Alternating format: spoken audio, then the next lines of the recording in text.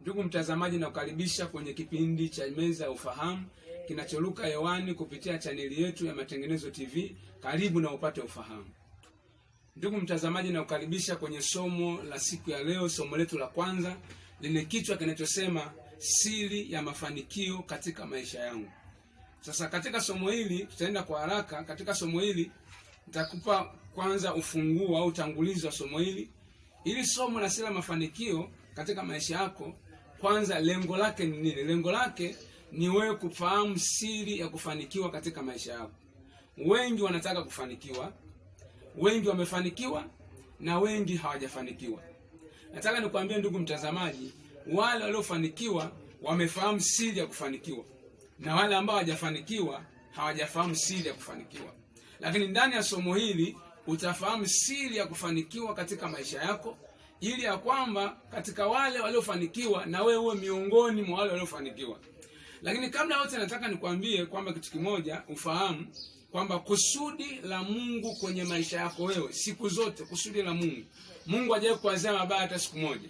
Mungu amesema kwenye Yeremia 29:11 ya kwamba mawazo nao wazea ninyi ni mawazo mazuri tu siku zote. Hajawahi kutuwazia mabaya hata siku moja.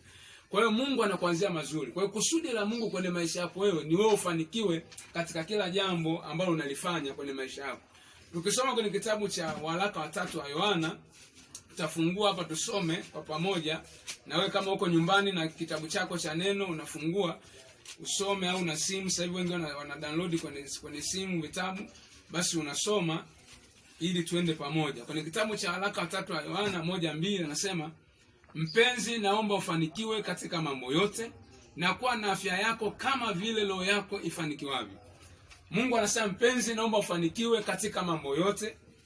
Kwa hiyo Mungu anataka ufanikiwe katika kila jambo. Ina maana kwenye kazi Mungu anataka ufanikiwe, kwenye biashara Mungu anataka ufanikiwe, kwenye familia yako Mungu anataka ufanikiwe, kwenye ndoa yako Mungu anataka ufanikiwe.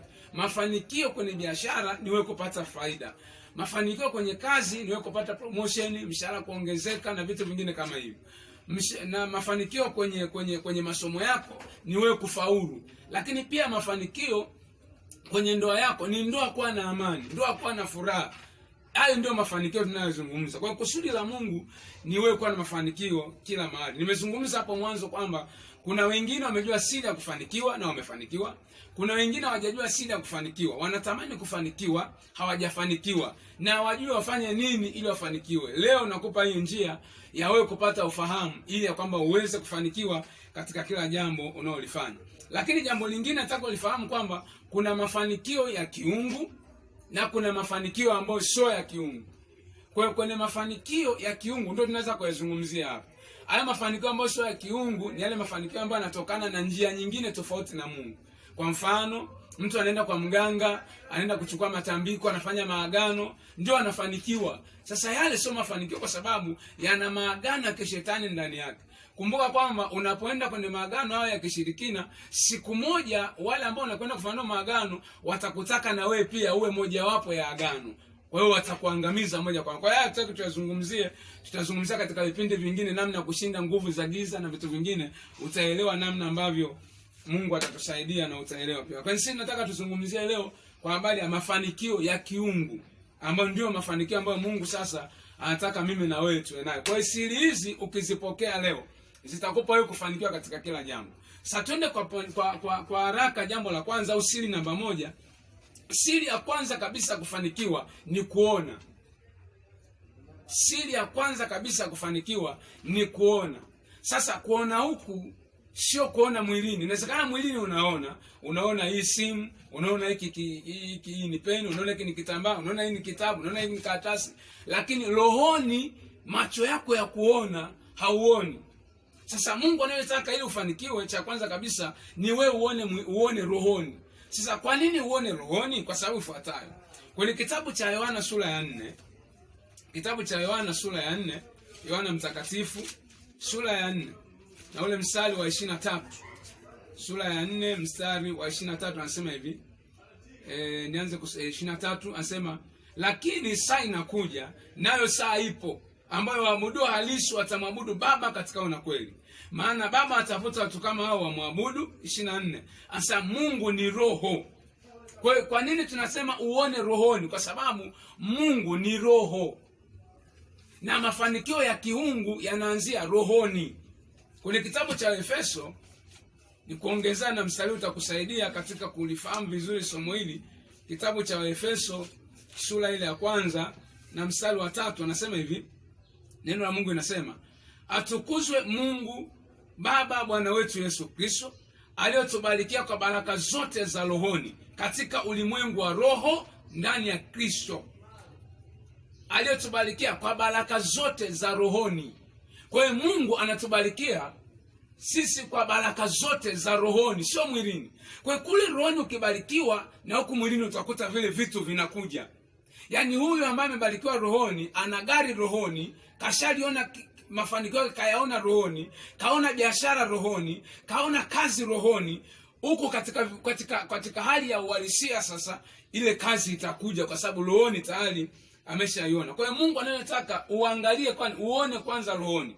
Sasa wengi wanataka kufanikiwa lakini hawaoni rohoni. Yaani rohoni amekuwa kipofu, haoni. Sasa Mungu ametupa somo hili ili macho yako yafunguke. Kwenye kitabu cha Efeso sura ya 1 mstari wa 18, 1:18, Efeso anasema hivi, macho ya mioyo yenu yatiwe nuru, mjue tumaini la Kristo wake jinsi lilivyo, utajiri na utukufu wa ulisi wake katika watakatifu jinsi ulivyo, na ubora wa ukuu na uweza wake jinsi ulivyo. Taendelea kusoma hapo, lakini nitaka kuonyesha kwamba sasa macho ya mioyo yenu yatiwe nuru mpate kuona. Kwa nini macho yatiwe nuru? Ili ya kwamba uweze kuona. Kwa sababu kama macho yako yanagiza ndani, ina maana kwamba huwezi kuona. Baraka zako huwezi kuona, mafanikio yako huwezi kuona, na kila kitu huwezi kuona. Sasa tunapoendelea na somo hili, lazima ujue kwamba kumbe siri ya kwanza kufanikiwa sio kuwa na kazi kwanza. Siri ya kwanza kufanikiwa sio kuwa na mtaji kwanza. Siri ya kwanza kufanikiwa sio kuuza kwanza. Siri ya kwanza kufanikiwa ni wewe kuona kwanza rohoni, uone kwanza baraka za Mungu zilivyo, mafanikio ya Mungu yalivyo. Ukifungua macho yako ya rohoni, umuone Kristo ambaye ndio amebeba siri yote ya utajiri wote ambao unauhitaji katika maisha yako. Kwenye kitabu pia cha Yeremia 1:10 mpaka 13, Mungu alimwambia Yeremia kuanzia 10, akamwambia, nimekuweka juu ya falme, nimekuweka juu ya mamlaka, nimekuweka juu ya utawala wote, sultani zote, enzi zote. Lakini mstari wa 11 Mungu anamuuliza Yeremia, je, Yeremia waona nini? Kwa hiyo Mungu alikuwa anataka kujua, je, huyu Yeremia nimemwambia kwamba nimemweka juu. Kuwekwa juu manake yuko juu ya yote, vyote na wote. Sasa akataka kujua, je, wewe Yeremia sasa, japokuwa nimekuambia nimekuweka juu, wewe Yeremia unaona nini? Tunaona Yeremia anamjibu Mungu, anasema mimi naona ngoja tusome hapo kwa haraka sana. Tusome kwa haraka sana kwa sababu wengine watakuwa wanataka kujua vizuri. Yeremia 1:10 anasema, angalia nimekuweka leo juu ya mataifa, juu ya falme, ili kung'oa na kubomoa na kuharibu na kuangamiza. Kubomoa nini? Ufalme wa giza. Kuharibu nini? Ufalme wa giza. Kuangamiza nini? Ufalme wa giza. Sasa ili kujenga na kupanda. Kujenga nini? Kwenye ufalme wa Mungu. Mstari 1 anasema, neno la Bwana likamjia Yeremia. Likanijia kusema, Yeremia waona nini? Nikasema naona ufito wa mlozi. Sasa ndipo Bwana kaniambia, umeona vema, maana ninaliangalia neno langu niweze kulitimiza. Sasa waona vema. Sasa Yeremia akasema nimeona ufito wa mlozi. Sijajua wewe kwenye kazi yako unaona nini?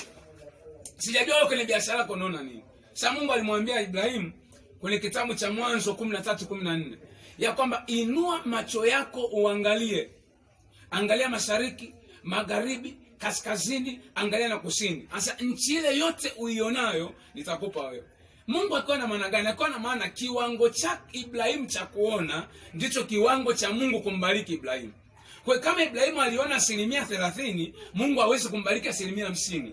Atambariki 30% kwa sababu Ibrahimu ameona 30%. Kwa hiyo ukiona kwenye kazi yako mafanikio ya 30%, basi utafanikiwa 30%. Hauwezi ukafanikiwa tofauti na jinsi unavyoona. Kwenye kitabu cha Methali amezungumza vizuri sana. Na mimi nataka tushare na wewe ufahamu huu leo. ili ya kwamba uweze kuelewa kitu gani ambacho tunakizungumza. Methali 23 mstari wa 7 nasema, maana aonavyo nafsini mwake ndivyo alivyo. Kwa jinsi unavyoona ndivyo ulivyo. Sasa nataka nikuulize wewe leo, mwangaliaji au mtazamaji wangu wa kipindi hiki, je, wewe umekaa hapo sasa hivi uko nyumbani unaona nini? Uko kwenye kazi unaona nini? Uko kwenye biashara unaona nini? Sasa kuna mwingine anaona magonjwa tu. Kuna mwingine anaona kufa tu. Kwa japokuwa Mungu anasema anaweza mambo yote, lakini anaangalia wewe unaona nini? Niko njiani naenda kwenye biashara yangu. Je, kwenye biashara yangu niko njiani naona je leo nitauza au sitauza? Kwa kama kwenye biashara yangu niko njiani naenda kwenye biashara yangu, nauza sijui mantilie au nauza sijui duka au nauza sijui vitu gani, kama nikiwa njiani naona kabisa mawazo yangu kabisa yananipeleka kwamba siku ya leo sijui kama nitauza, ndugu yangu, ni bora ukageuza njia ukarudi nyumbani, kwa sababu hata ukienda kule huwezi kuuza. Kama unaumwa unaangalia je Mungu anaweza mambo yote, lakini je Mungu anaangalia je huyu mwenyewe anayeumwa anaona nini? Anaona kwamba mimi naweza mambo yote? Kwa unakuta mwingine anaumwa lakini anajua kabisa kwamba ugonjwa huu ndio utakao nipeleka kaburini. Sasa kwa tendo cha yeye kuona makaburi, na unakuta kuna mgonjwa mwingine akiumwa haoni uzima tena, ila anaona makaburi. Sasa kwa sababu anaona makaburi, basi ukuta mauti naye anamkamata, anammaliza. Lakini kwa sababu ameona, lakini kuna mwingine anaona uzima. Japokuwa yuko mea, lakini anajua kabisa, najua kabisa Mungu ataniponya. Ile ni kuona, anaona. Kwa mimi lazima nipone, ugonjwa wangu lazima nipone. Shida hii lazima nitoke. Lakini kuna mwingine shida ikisha mbala tayari, basi anajua kabisa hii sasa ndio shida yangu, ndio maisha yangu, ndio mauti yangu, ndio nitakufa hivyo kama bibi yangu alikufaga hivyo hivyo. Ina maana huyo ameona mauti. Kwa sasa ndugu yangu mtazamaji, nataka nikwambie kitu kimoja. Hebu ona yaliyo mema. Mungu anataka uone mazuri peke yake. Kwa leo nataka ujue kwamba kumbe siri ya kwanza kufanikiwa ni kuona. Kwamba je, unaona nini? Je, unaona umefanikiwa?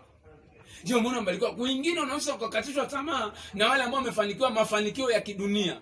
Ambao mafanikio ya kidunia yana mwisho. Mungu akikuinua, amekuinua, hakuna kukushusha tena. Ila wanadamu, mganga akikuinua, utafika mahali utaporomoka, utashuka, kwa sababu nguvu ya makafara itaisha. Sasa kuna mwingine anakuja anafanikiwa na mtegemea mganga fulani.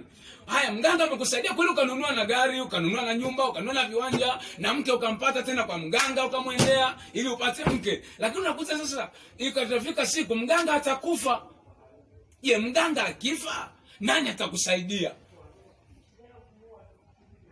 Mganga akifa, nani utampelekea damu tena za kuku? Mafanikio yako yatasimamishwa na nani? Mafanikio yako ataanguka. Tunaona kuta kuna wengi wanatajirika, baada ya siku anaanguka. Anainuka, baada ya siku anaanguka. Ndugu mtazamaji wa kipindi hiki, nataka nikuhakikishie jambo moja. Lazima uone kwanza rohoni mafanikio yako, ndipo utakapofanikiwa.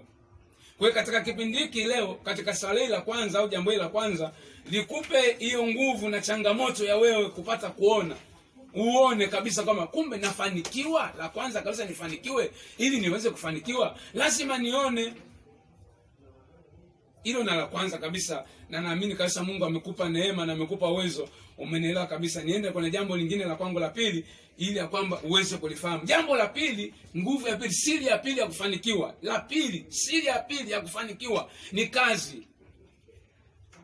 Jambo la pili, ili uweze kufanikiwa katika maisha yako, ni kazi. Yaani kama hauna kazi yoyote unayofanya, sahau swala la kufanikiwa. Sahau swala la kufanikiwa. Uwezi kufanikiwa wewe mpaka bibi yako atakushangaa. Uwezi kufanikiwa bila kazi. Mungu amesema kwenye kitabu cha Kumbukumbu la Torati 28:12. Torati 28:12. Torati 28:12.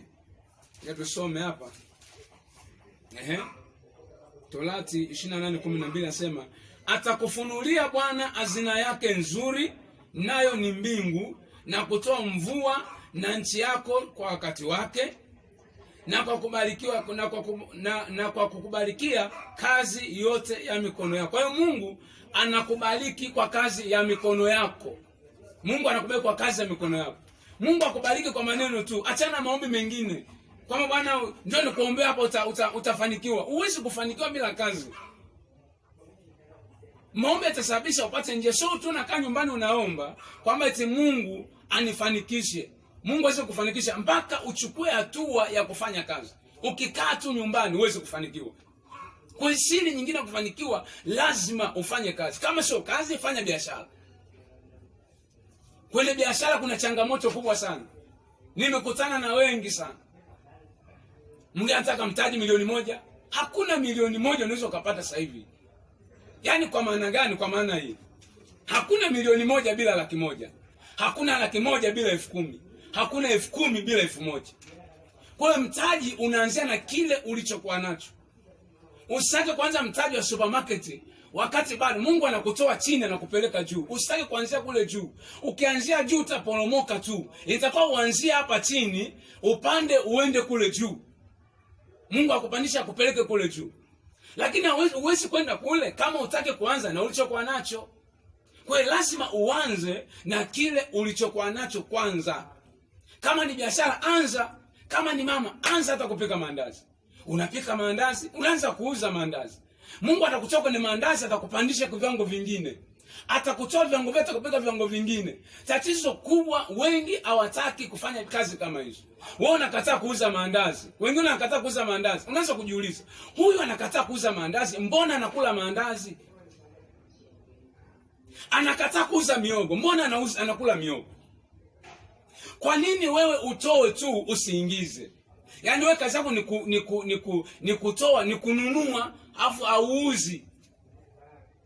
Kwa lazima na wewe uwe na nafasi fulani ya kuuza ili kwamba upokee kile ambacho Mungu anataka ukipokee. Kwa hiyo anza na kile ambacho una kazi. Tembea, watu kuna nyumba sasa hivi wanatafuta kufua nguo. Nenda omba, bwana mimi najua kufua nguo.